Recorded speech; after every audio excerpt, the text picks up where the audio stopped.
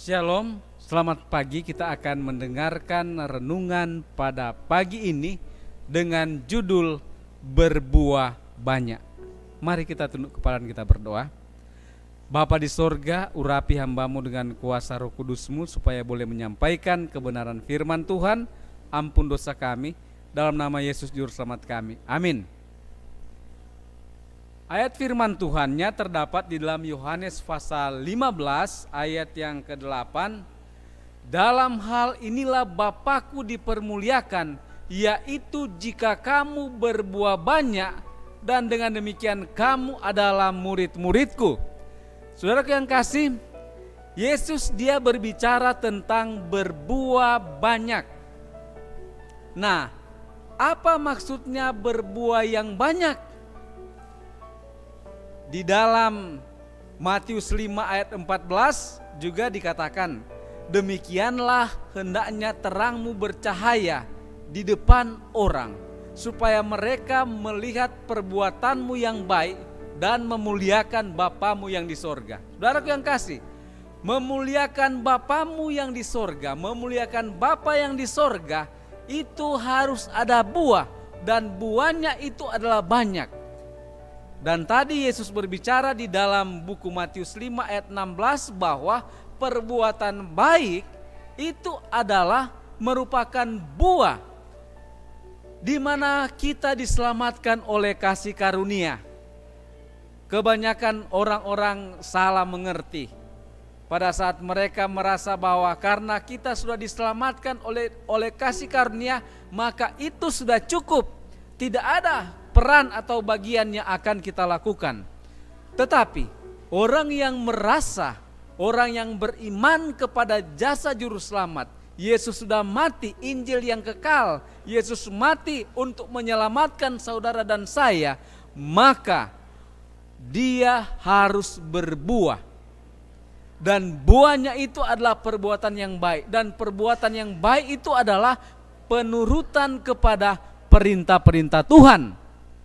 Kalau kita ingat di dalam buku Kejadian pasal 1 dan Kejadian pasal 2, di sana kita bisa melihat bagaimana Adam dan Hawa sebelum mereka jatuh ke dalam dosa, mereka sempurna, mereka suci, mereka tanpa salah. Mereka berpakaian dengan jubah kebenaran atau cahaya.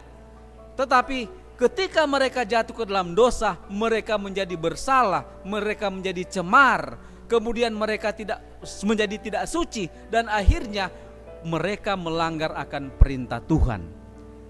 Tetapi karena kasih karunia Tuhan, di dalam Kejadian 3 ayat 21, maka Tuhan membuat tenunan baju dari binatang yang melambangkan Yesus Kristus. Binatang itu adalah domba, anak domba yang disembelih. Kemudian itu dipakaikan kepada Adam dan Hawa. Nah, pertanyaan, bagaimana mereka bisa diselamatkan? Mereka harus menerima akan jubah itu masing-masing. Pada saat mereka menerima jubah itu, mereka pakaikan, itu adalah jubah kebenaran Kristus yang mengartikan bahwa penurutan kepada hukum-hukum Tuhan. Saudaraku yang kasih, jikalau kita mau berbuah banyak, maka dengan kuasa Roh Kudus turutilah akan perintah-perintah Tuhan. Di dalam buku Titus 2 ayat 11 dan 12 firman Tuhan demikian, kasih karunia Allah menyelamatkan semua orang. Karena kasih karunia Allah yang menyelamatkan semua manusia sudah nyata. Jadi ini berbicara tentang semua manusia, tidak terkecuali dari golongan manapun di seluruh antara dunia, maka keselamatan sudah dikaruniakan. Ayat 12, Ia mendidik kita supaya kita meninggalkan kefasikan.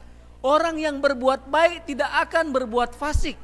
Kemudian dikatakan apa? Supaya kita meninggalkan keinginan-keinginan duniawi. Jadi keinginan duniawi atau keinginan daging yang berjuang untuk membinasakan kita. Kemudian supaya kita hidup bijaksana, adil dan beribadah dalam dunia sekarang ini. Saudaraku yang kasih, di dalam dunia yang tidak menyatakan bahwa, di dalam dunia yang mengatakan bahwa ibadah tidak perlu. Tetapi kalau kita mencintai Tuhan, kita mau berbuah banyak, kita mau menerima anugerah keselamatan yang Tuhan sudah berikan kepada kita, maka ibadah itu adalah sangat penting. Ibadah itu adalah bagaimana cara kita menghormati Tuhan dengan kita menghormati juga sesama kita. Biarlah kiranya kita boleh berbuah banyak, boleh memiliki kasih kepada Tuhan, boleh memiliki kasih kepada sesama. Dengan demikian, maka kita dikatakan murid-murid Tuhan Yesus. Kiranya Tuhan memberkati dalam nama Yesus. Amin.